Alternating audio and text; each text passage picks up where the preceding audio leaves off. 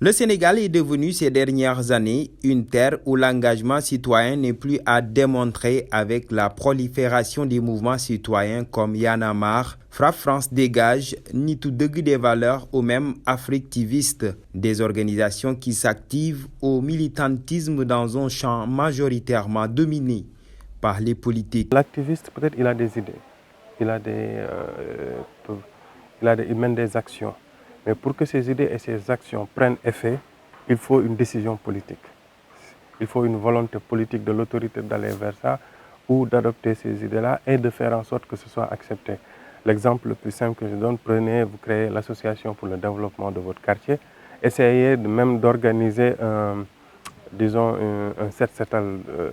journée de nettoyage dans le quartier. Si vous n'avez pas l'autorisation de la mairie, elle va vous envoyer la police pour vous empêcher de le faire.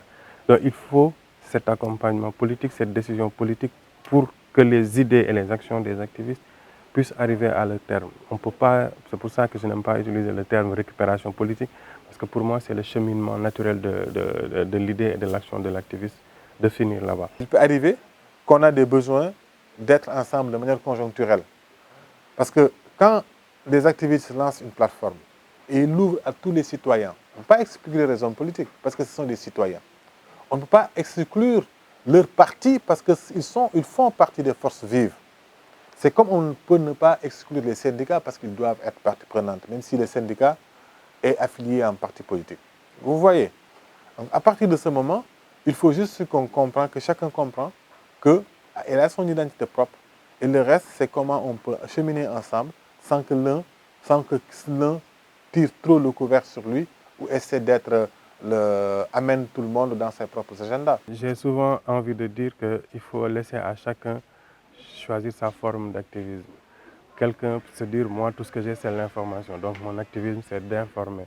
Un autre va, lui, préférer aller sur le terrain, organiser des manifestations et autres. Un autre va travailler sur autre domaine. L'important, c'est que pour toutes ces formes d'activisme-là concourent à produire le changement que l'on vise réellement, ce que l'on veut faire, le changement qu'on veut amener ou les améliorations qu'on veut amener. Et donc, chacun de ces pas est une étape qui va mener à la conclusion ou au résultat final que tout le monde vise, qui est le bien-être commun. Le bien-être commun semble donc motiver la cause activiste, mais également celle politique qu'il faut à tout prix cerner et la défendre aux dépens des divergences. J'ai toujours donné cette image. Je pense que je tiens cette image de Tchad, un ami. Il disait que, vous savez, on a pris un train. Et le train, pour nous, ça va au lendemain, pour des lendemains meilleurs du Sénégal. On marche, on a pris le train pour aller dans le futur du Sénégal. Et dans ce futur, on veut que ce soit meilleur. Parfois, il nous arrive d'arriver à un arrêt et des gens rentrent dans ce train. Et ils disent que, ah oui, nous aussi, nous allons vers des lendemains meilleurs et nous voulons y aller avec vous. On les accepte dans le train. Seulement, souvent, quand on arrive à une élection, ils sortent. Mais ça n'empêche pas le train de continuer.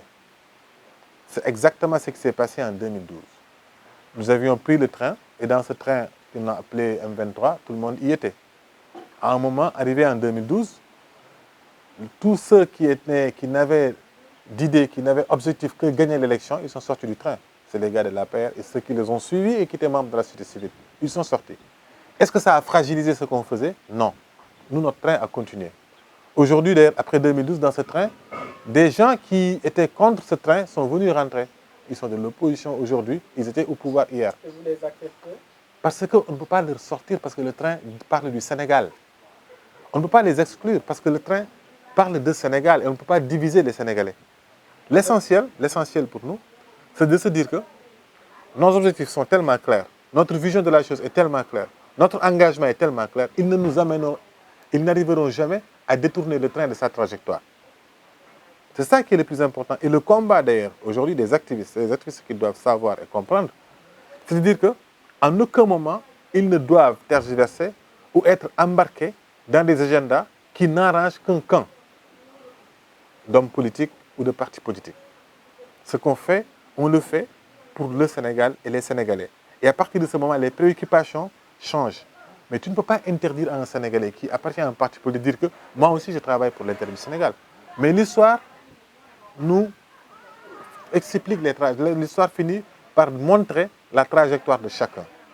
Mais si on doit être à se lutter devant la gare, alors que le train doit partir, on est en train de nous batailler. Oui, sortez-toi un homme politique et les hommes politiques vont se mettre à nous critiquer. On va s'engueuler, se battre, on perd beaucoup d'énergie.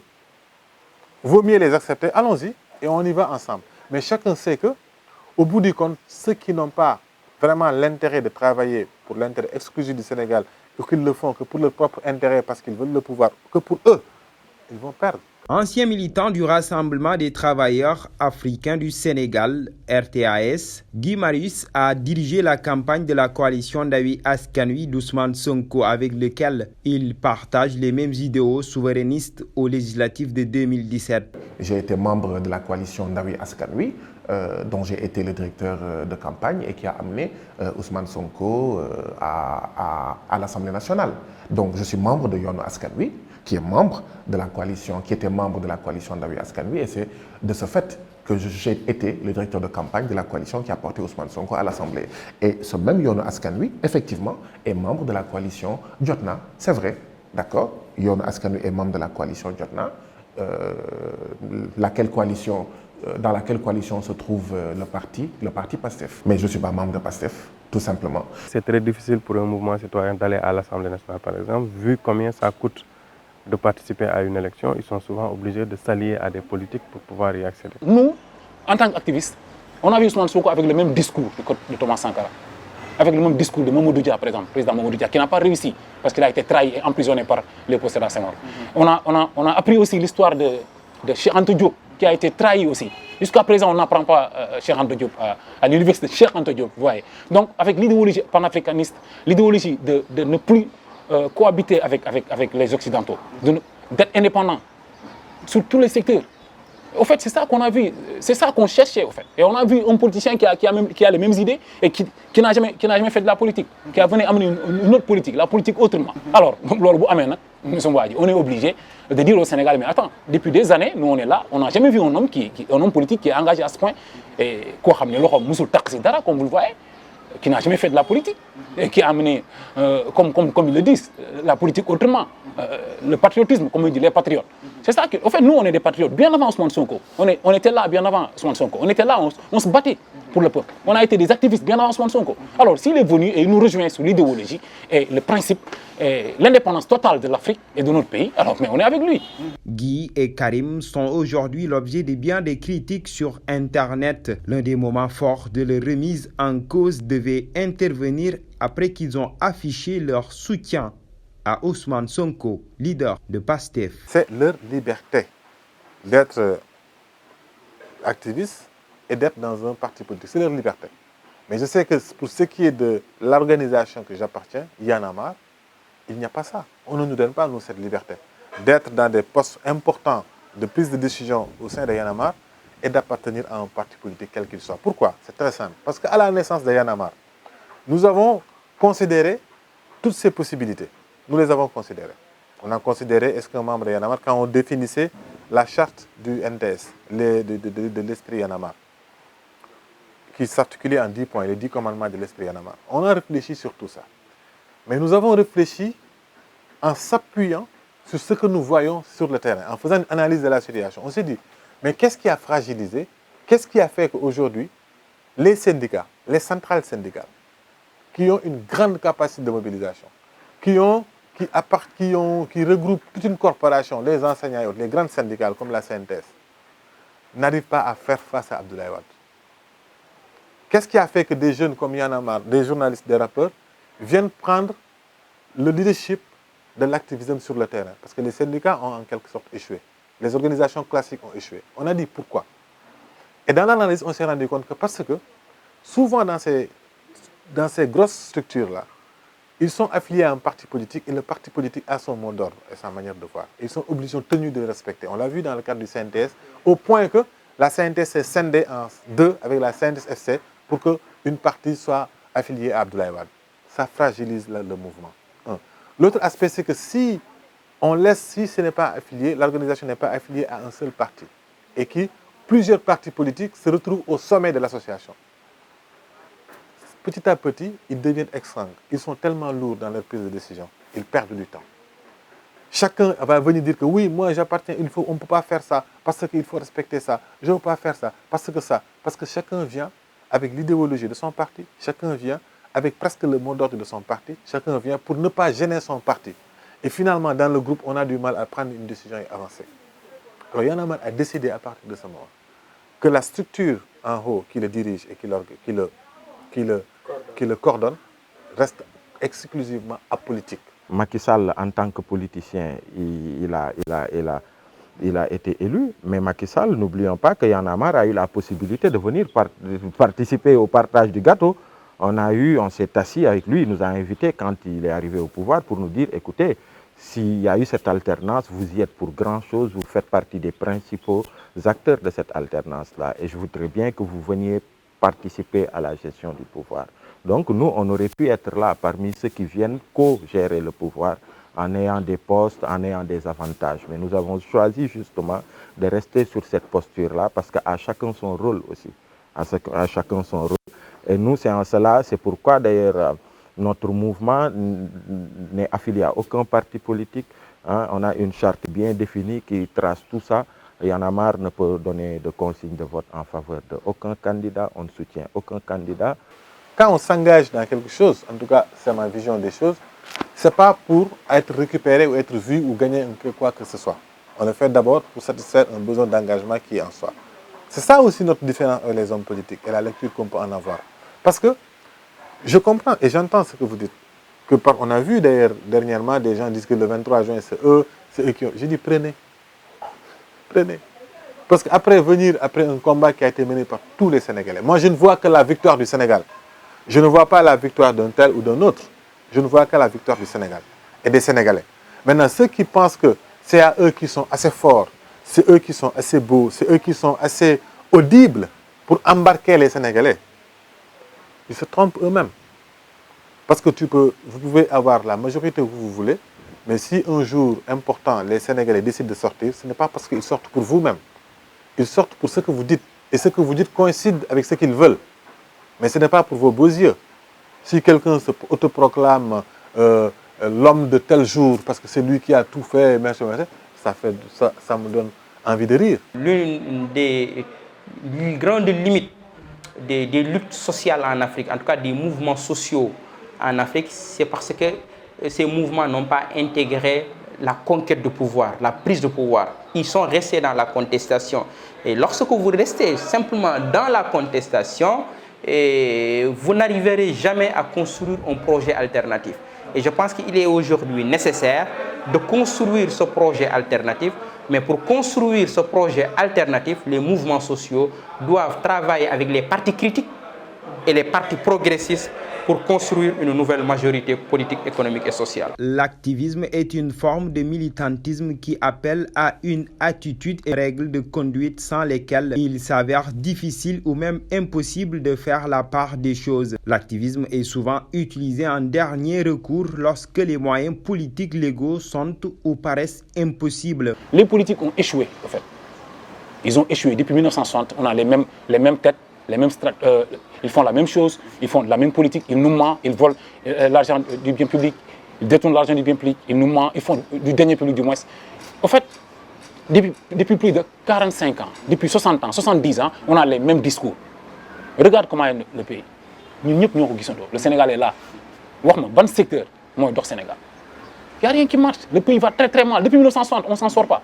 Maintenant, comme le peuple n'a plus d'espoir, par rapport aux politiques, mais les activistes sont venus, mais ils les ont suivis. Oui, s'accompagner de certains politiques peut nuire à la bonne réputation parce que peut-être ces politiques-là n'ont pas une bonne réputation aux yeux de l'opinion. Dans ce pays-là, les citoyens sénégalais, si une bonne partie d'entre eux en sont venus à critiquer les hommes politiques, à pratiquer ce qu'on appelle l'apolitisme, c'est aussi parce que une bonne partie de la classe politique de ce pays-là créait une distanciation avec le Sénégal vrai. Et le Sénégal vrai, c'est le quotidien des Sénégalais, fait de difficultés, fait de besoins, fait d'oppression. Quand vous entendez les partis politiques, vous les entendez seulement sur le processus électoral. Vous les entendez seulement sur la question du parrainage. Vous les entendez seulement sur la problématique de leur candidature. C'est seulement quand ils sont touchés sur ces problématiques-là que vous les entendez crier. C'est pourquoi beaucoup de citoyens sénégalais disent qu'ils sont tous pareils. Plein d'actes que les hommes politiques, les différents pouvoirs posent et qui participent en fait à faire en sorte que les Sénégalais se disent que être politicien, c'est de ne pas avoir de morale, c'est de ne pas tenir sa parole, c'est de détourner les deniers publics. Donc c'est cette image-là qu'ils ont du politique. Et ils ont aussi l'image de ces hommes qui viennent leur tenir des discours mielleux pour bénéficier de leur voix. Et une fois qu'ils sont élus, même au niveau le plus bas, au niveau des municipalités et tout, après pour la plupart les citoyens, ils s'insurgent contre le fait qu'en fait, après, on ne voit plus le maire une fois qu'il est élu. Et on ne voit plus le maire même impliquer les citoyens qui ne sont d'aucun bord dans la gestion des affaires publiques. Il y a eu ce boulevard qui s'est créé, cette cassure qui s'est créée entre le peuple et les politiques qui a favorisé l'émergence d'autres voies, en fait, d'autres profils de mouvement qui sont même différents de la société civile classique telle qu'on la connaissait, du genre Y en a marre qui est arrivé. Et oui, il y a cela, mais toujours est-il que il y a un vrai débat autour de ça, mais il est extrêmement difficile sur une cause citoyenne de dire voici qui peut y participer, voici qui ne peut pas y participer. Quand on parle du pétrole national, quand on parle d'un combat pour la baisse du prix de l'électricité, ça concerne Y en a marre, mais ça concerne aussi un parti politique. Les difficultés des citoyens sénégalais n'appartiennent à personne. Ces difficultés des citoyens sénégalais ne sont la chasse gardée d'aucune société politique ou société civile. Les difficultés des citoyens sénégalais qui interpellent tous les citoyens sénégalais, mais c'est aux citoyens sénégalais d'y répondre. Et donc, que l'on soit organisé dans des organisations dites de la société civile ou dans des organisations appelées partis politiques, ou syndicats, ou centrales syndicales, nous sommes tous interpellés par la pauvreté des citoyens sénégalais. Nous sommes tous interpellés par l'oppression dont les citoyens sénégalais sont victimes. Et donc c'est à nous tous d'y répondre. Quand il y a des partis politiques, quand il y a des hommes, des femmes et des jeunes politiques qui de plus en plus s'investissent sur les problématiques liées au quotidien des citoyens sénégalais, il faut encourager cela, il faut féliciter cela, il faut saluer cela. Pour moi, c'est une bonne nouvelle. Maintenant, cela va amener une situation. Laquelle situation? Vous allez voir des organisations de la société civile qui seront sur le terrain de certaines difficultés.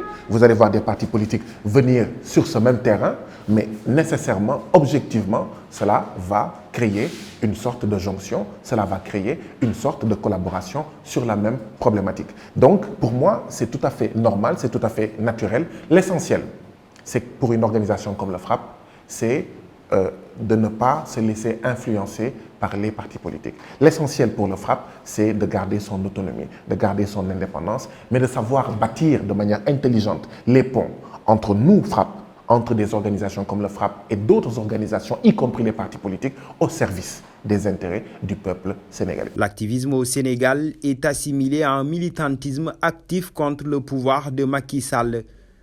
Tous les moyens sont bons donc pour faire face au régime en place. Il y va même de s'allier aux besoins aux adversaires du pouvoir. Qui est l'homme politique qui combat l'impérialisme ici au Sénégal? Qui le dit à haut et fort, qui dit carrément si je serai président, il n'y aura plus le franc CFA ici. Vous avez une fois entendu un politicien dire ça? C'est qui? À part lui, qui l'a dit d'autres? Alors nous on combat ça. Tous les membres du mouvement Nitoudeug sont dans cette dynamique. Alors si un homme politique vous dit, écoutez, moi ce que je veux c'est que qu'on arrête avec la France. On ne peut plus, en fait, moi je veux qu'on chasse des multinationales.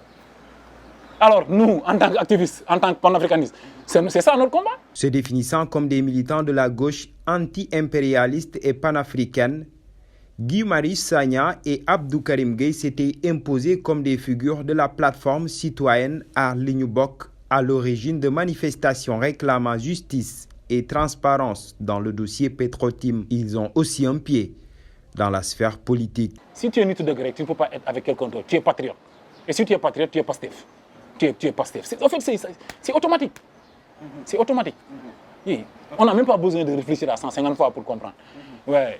notre 121e pensée ne pense pas être avec quelqu'un d'autre qui est avec le système. Parce que nous, on contre le système, on est là pour combattre le système. On sait que des mouvements citoyens sont très souvent critiqués pour ça, sont très souvent critiqués pour voilà, le fait de partager ces cadres avec des partis politiques qui ont une vocation de conquête du pouvoir, qui ont une vocation de conquête du pouvoir, voilà, de recherche de suffrage.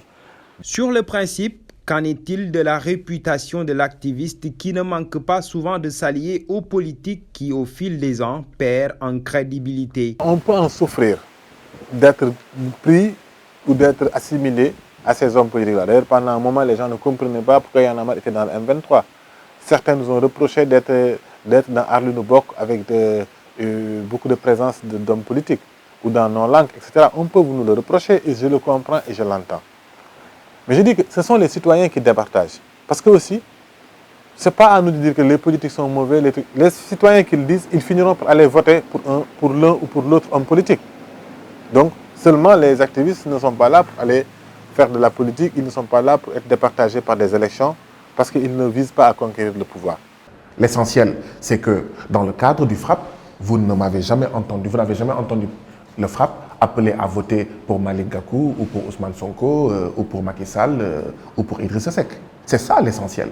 Dans le FRAPP, il y a des gens qui sont membres d'aucun parti politique. Il y a des gens qui sont membres du grand parti. Il y a des gens qui sont membres de la CRD. Il y a des gens qui sont membres de Yewwi Askan Wi. Ils n'ont qu'à l'assumer. Ils n'ont qu'à l'assumer et je pense que pour la plupart, ils l'assument. Mais nous, on a choisi de ne pas être juge et parti parce qu'à un moment donné de l'histoire de notre pays, c'est arrivé en 2011 et ça va encore arriver. Il y a des moments où le peuple a besoin d'acteurs qui soient neutres, d'acteurs qui ne fassent partie d'aucun bord. Et nous, notre choix, c'est de rester ces acteurs-là qui puissent autant s'adresser à l'opposition qu'au pouvoir, surtout en des périodes électorales. Le peuple a besoin de ça. Et surtout des acteurs qui sortent de la société civile classique qui est enfermée par le pouvoir dans un rôle d'arbitre, de spectateur. Mais autant on est très engagé sur nos prises de position à l'encontre des différents pouvoirs et de façon assumée, quitte à en récolter les conséquences en termes de foudre qui s'abattent sur nous, mais autant aussi on va avoir la liberté de pouvoir, si l'opposition, s'il faut s'attaquer à l'opposition, s'il faut s'adresser à l'opposition, qu'on puisse avoir, qu'on n'ait pas de sens interdit, qu'on puisse s'adresser à qui que ce soit pour le seul intérêt en fait de la nation et du pays. Et cette posture-là, on voudrait continuer à pouvoir l'avoir en n'étant pas affilié à un parti politique et en n'étant pas étiqueté pro telle ou telle mouvance politique. Et ça, c'est important pour nous en tant que mouvement. Mouvements citoyens et partis politiques peuvent-ils cheminer ensemble? Autrement dit, si l'activiste et le politique peuvent lutter côte à côte. Quand un Fadel Barro décide de faire de la politique, il est libre de faire de la politique, mais il ne peut pas le faire en étant dans la coordination de Y'en a marre. Quand nous venons au siège du FRAPP, quand nous venons à une réunion du FRAPP, tout le monde laisse sa tenue, d'accord, de membre de telle organisation ou de membre d'aucun parti à la porte de la réunion, à la porte du siège. C'est ça l'essentiel. L'essentiel, c'est que dans les activités du FRAPP, mais vous ne pouvez déceler aucun acte qui pencherait pour telle organisation ou pour tel autre, pour tel candidat ou pour tel autre. Nous défendons les intérêts du peuple sénégalais, peu important d'ailleurs, d'accord, que nous ayons des membres de tel parti politique ou pas. Il faut donc forcément croire à des principes fondés sur des règles de base pour que le militant puisse répondre de sa liberté d'action dans l'engagement patriotique.